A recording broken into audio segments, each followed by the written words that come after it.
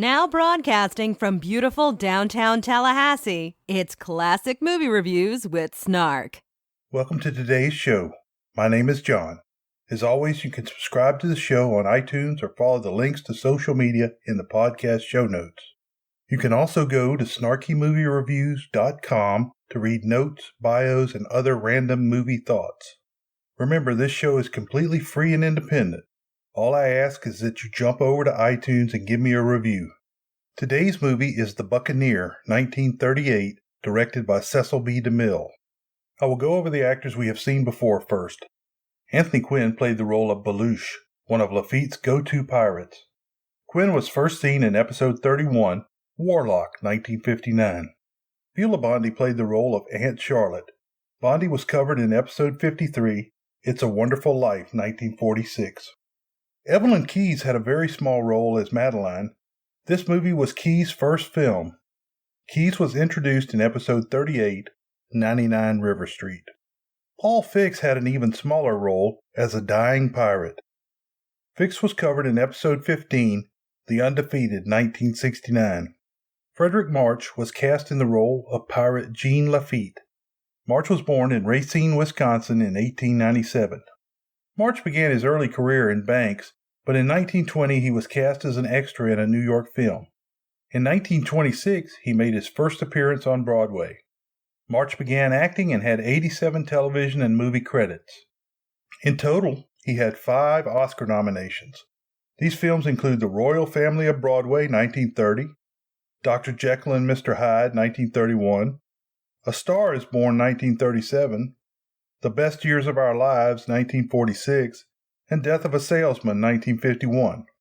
While I think The Best Years of Our Lives, 1946, is one of the greatest movies of all times, and Frederic March was amazing as the combat-hardened sergeant, returning to a family he no longer knew.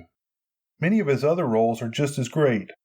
Just a few of the highlights are Death Takes a Holiday, 1934, where March played Death, I Married a Witch, 1942, a lighthearted comedy, The Bridges at Toto, 1954, where he played an admiral concerned for William Holden's character, Inherit the Wind, 1960, where he played an over-the-top Matthew Harrison Brady during the Scopes monkey trial, and of course the amazing 7 Days in May, 1964, where he plays the U.S. President during a military coup.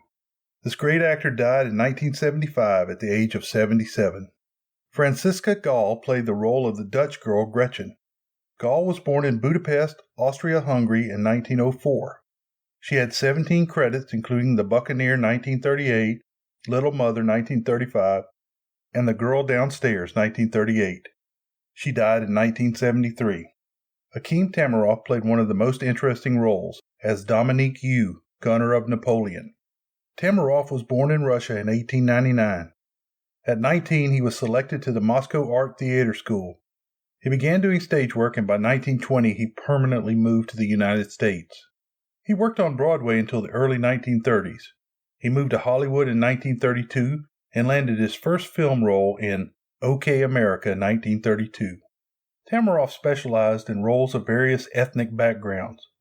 He played Pedro in Queen Christina, 1933, Gopal the Emir in The Lives of a Bengal Lancer, 1935, Rudolfo in Naughty Marietta, 1935, Carlos Seba in Anthony Adverse, 1936, and General Yang in The General Dies at Dawn, 1936. For this last film, he was Oscar nominated. Along with his supporting roles, he began to get B-movie leads. These roles include French trapper and scout Dan Duroc in Northwest Mounted Police, 1940, Colonna in The Corsican Brothers, 1941, Spanish guerrilla Pablo in For Whom the Bell Tolls, 1943. During Black Magic, 1949, Tamiroff met Orson Welles and was in Confidential Report, 1955, and The Amazing Touch of Evil, 1958, as well as The Trial, 1962. In Touch of Evil, 1958, he played bug-eyed Mexican crime boss Uncle Joe Grandy. Tamiroff appeared in over 150 films and television roles. He died in 1972. Margot Grahame played the role of Annette de Remini. Margot Grahame was born in 1911 in England. She is best known for her roles in The Informer, 1935, The Crimson Pirate, 1952, and Night Waitress, 1936. She died in 1982. Walter Brennan played Ezra Peavy, General Jackson's military nursemaid. Brennan was born in 1894. He studied engineering, worked in vaudeville, and other odd jobs. In 1917, he joined the Army and served in the 101st Field Artillery Regiment in France during World War I. Following the war, he went to Guatemala to raise pineapples before drifting back to L.A. as a real estate speculator. He started acting and performing stunts in 1923. His role in Come and Get It 1936 won him a Supporting Actor Oscar. In his 244 appearances, he has had an amazing range. He had a very successful television show, The Real McCoys, 1957-63. He died in 1974 of emphysema. Hugh Sothern played the relatively small role of General Andrew Jackson. Born in 1881, Sothern is known for The Oklahoma Kid, 1939, Old Hickory, 1939, a short where he also played General Jackson, and Northwest Passage, 1940. He died in 1947. Douglas Dumbrille played Governor William C.C. Claiborne. Dumbrille was born in 1889 in Canada. Moving to the U.S., he began working stock and moved to Broadway in 1924, where he remained through the early 1930s. His first film was in 1924, but he really began to work in 1931 when he was cast as a series of villains in films such as His Woman, 1931, Blondie of the Follies, 1932, Laughter in Hell, 1933, Babyface, 1933, Lady Killer, 1933, Broadway Bill, 1934, and as Muhammad Khan in The Lives of a Bengal Lancer, 1935. Dumbrille did the same comedies with all the greats, including the Marx Brothers, Abbott and Costello, and Bob Hope. In the 1950s and 60s, he worked extensively in television. He died in 1974 from a heart attack. The dog in this movie, named Landlubber, was played by a canine named Terry. After the movie, I looked the dog up, and it was in fact a female terrier that played the role of Toto in The Wizard of Oz, 1939, and about 9 other films as well. Story. The young United States went to war with Great Britain in 1812. By August 1914, the Americans were badly beaten at the Battle of Bladensburg, opening the doors of Washington, D.C. Once in the capital, the British burned many of the buildings, including the White House. This movie begins with Dolly Madison, the wife of the president, having a dinner party when they receive word that the British are advancing on the town. Dolly saves the portrait of George Washington, which she is sometimes credited with doing, while in reality a clerk named Stephen Pleasanton saved the Declaration of Independence and other important documents. At her dinner table is Louisiana State Senator Crawford, Ian Keith. He is in fact a traitor and is in league with the British. When they arrive at the White House, he joins them in planning the attack on New Orleans. If the port of New Orleans on the Mississippi River fell into British hands, they could stop American expansion to the west. Crawford says the path to New Orleans is controlled by a privateer or a pirate named Jean Lafitte. Down in New Orleans, the American merchant ship, the Corinthian, is preparing to sail. The Dutch girl Gretchen, Franciska Gaal, is preparing to sail with her dog Landlubber, Terry, a.k.a. Toto. Grahame, Fred Kohler, the first mate of Captain Brown, is watching the ship load gold. Marie Louise Campbell is running away on the ship to get married. Her sister Annette, Margot Grahame, sees her off with a new wedding dress onto the ship. The scene changes to the swamp, or Barataria, where Pirate Jean Lafitte, Frederic March, and his men are selling stolen goods to the New Orleans people. Crawford tells Lafitte that the British want to buy his services. About this time, Annette and her Aunt Charlotte, Beulah Bondi, arrive at the illegal sale. As the pair meets the second-in-command, Dominic Hugh, Akim Tamiroff. Madame, the best silk. Did you come by these things honestly, my man? Huh? Do I not look like an honest man? No. You look as if you'd cut anyone's throat for a picayune. Me, Dominique Hugh, the cannoneer of the Emperor. Annette runs to Lafitte, and they're madly in love. Governor William C.C. Claiborne, Douglas Dumbrille, arrives with his men, and the pirates meld away. Lafitte stands up to the governor. Lafitte says his group has never attacked an American ship. The scene switches to Captain Brown and Grahame burning the Corinthian. Grahame has Gretchen and her dog hidden on board. Lafitte sees that they have taken an American ship and sails quietly up behind the rogue ship. The dog gives Gretchen's hiding place away, and the captain orders her to walk the plank. Come out of there. What is it, Scrap? You brought her from the Corinthian, eh? Sure. I seen this slammergun and I took her. She goes where the others went. Aye. All right, leave her to me.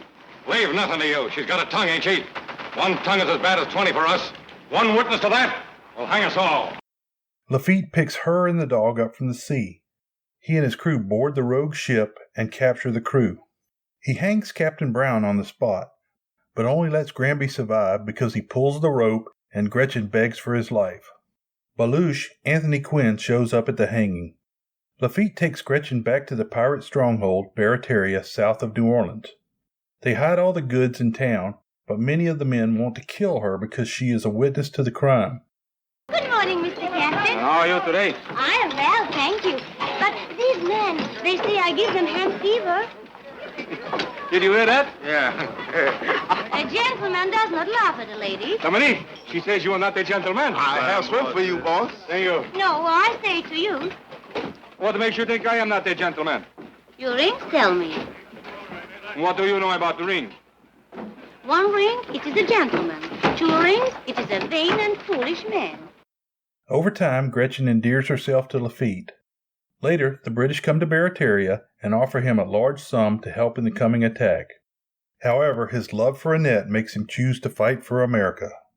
Lafitte takes the British offer to Governor Claiborne and is warmly received.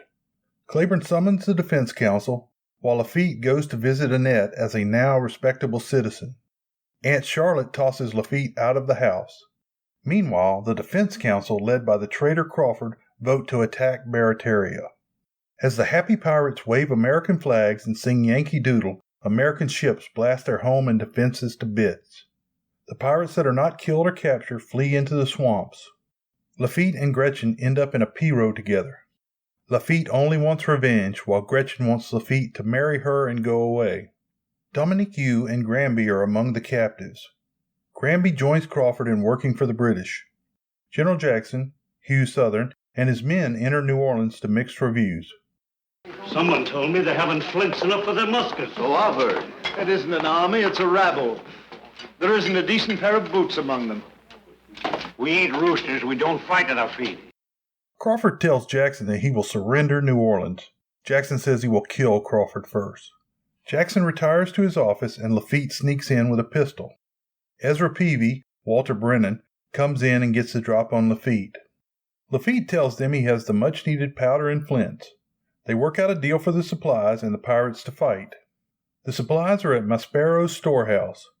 This building is still a working restaurant in New Orleans and is a historic place to visit.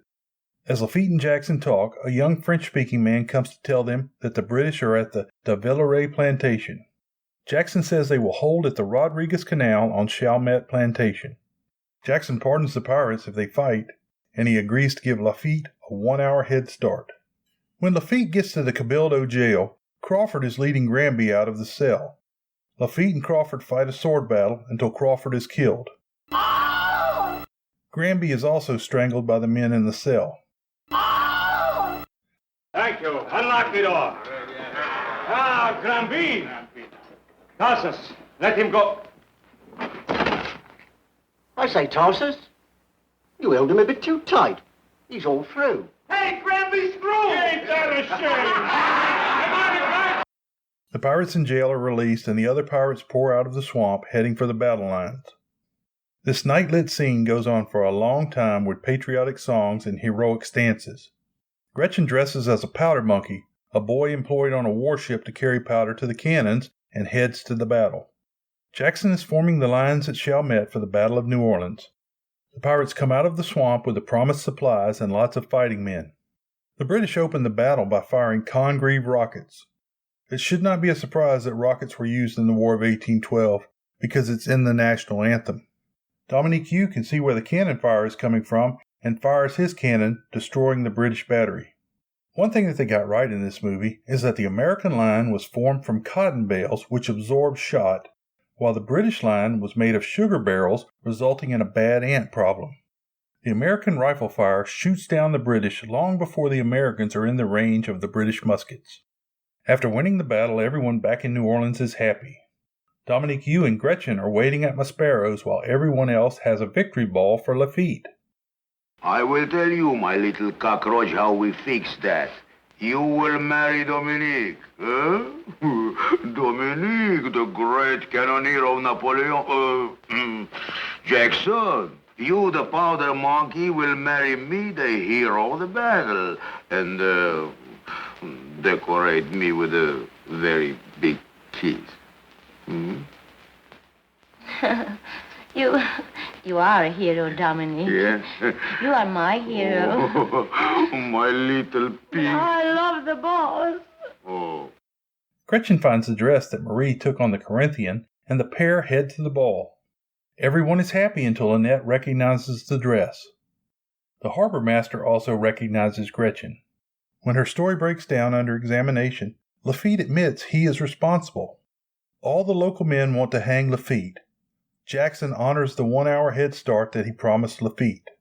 This city is under martial law. He's outside the law. He sank the Corinthian. An American ship. Everyone on board was killed. This is no affair of yours, General. I'm in command here.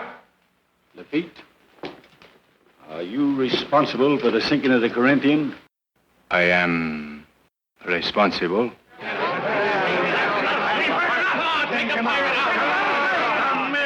General, you're not going to defend that man. No, sir. I made a deal with him. He joined our forces and he fought well. For that service, I promised him a pardon for his men and 1 hour's start for himself. And by the eternal, at 1 hour's start he shall have.